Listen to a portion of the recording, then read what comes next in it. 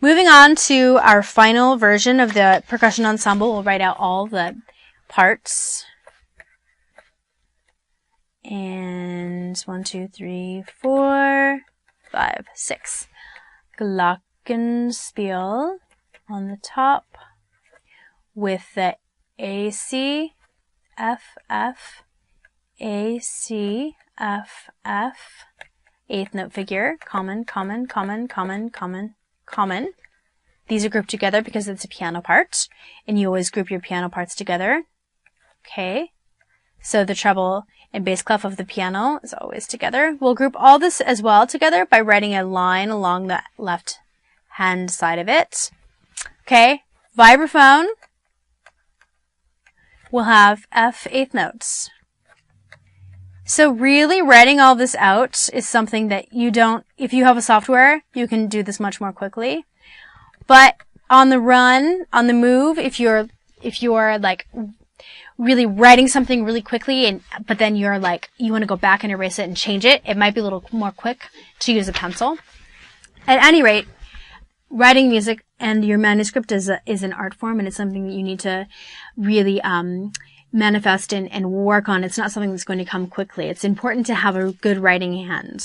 So the piano, as you remember, is just holding F whole notes. So our snare drum is playing a very quick rhythm. Let's go ahead. Let's write the snare, piano, snare, and floor tom.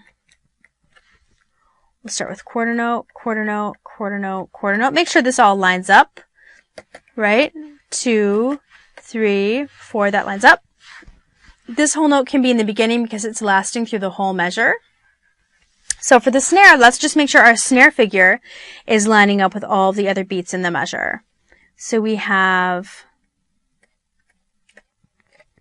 16ths, and then we're working with a 32nd, a roll indication. This is a little tie. We're writing this on the middle line just because it's convenient,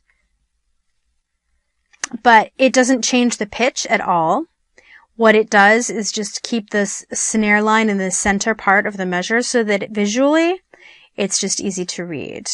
That's pretty much the reason why that is done. Do you see some of these ties? This just means that the snare drummer is going ta-ta-ta, ta-ta-ta-ta-ta.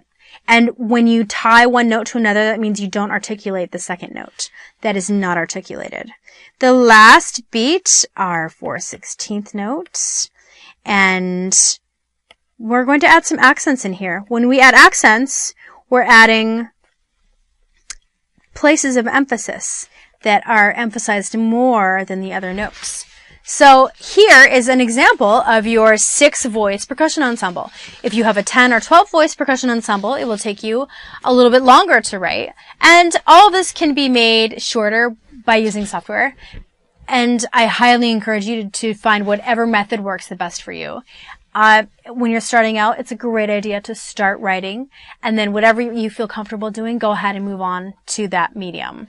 So I hope that you took enough away from this to be able to write comfortably for percussion ensemble, and stay tuned to Educator.com for more on composition.